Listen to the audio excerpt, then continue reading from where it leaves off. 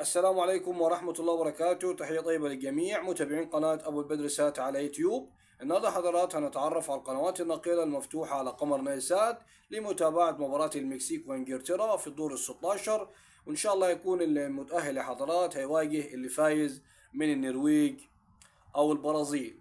المباراة اللي بتلعب أمامنا حضرات في الخلفية على قمر نايل سات أو على الأقمار الأخرى. هنتعرف على التوقيت يا حضرات وموعد المباراة والساعة وكل شيء والقنوات الناقلة. المباراة إن شاء الله حضرات هنطلق الساعة 3 صباحا بتوقيت القاهرة، يعني 3 فجرا.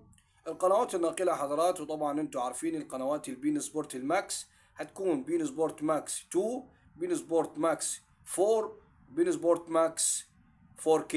القنوات دي معروفة، والقنوات اللي بتنقل على قمر نايل سات حضرات هنتعرف عليها برضو. المباراة إن شاء الله تكون زي ما قلنا حضرات في دور ال16، والمتأهل إن شاء الله يواجه البرازيل يا النرويج. كلها نص ساعة ونشوف مين اللي هيتأهل إلى دور الثمانية. القناة حضرات اللي على قمر نايل سات، وهي التردد بتاعها 12245، معدل ترميزي 27500. الاستضافة يا حضرات هيكون عمودي.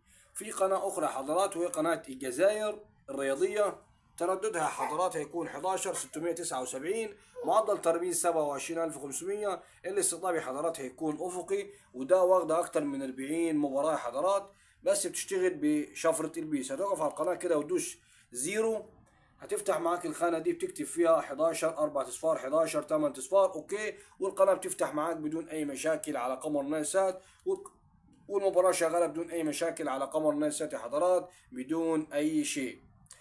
لا تنسى الاشتراك في القناة وتدعمنا بلايك، وتشوف ان شاء الله تكتب لنا تعليق توقعك بين مباراة مصر والارجنتين، وبالتوفيق للمنتخبات العربية. المغرب ومصر يا حضرات هم المتبقيين من المنتخبات العربية، وبالتوفيق للمنتخبات العربية إن شاء الله، المنتخب المصري ومنتخب المغرب.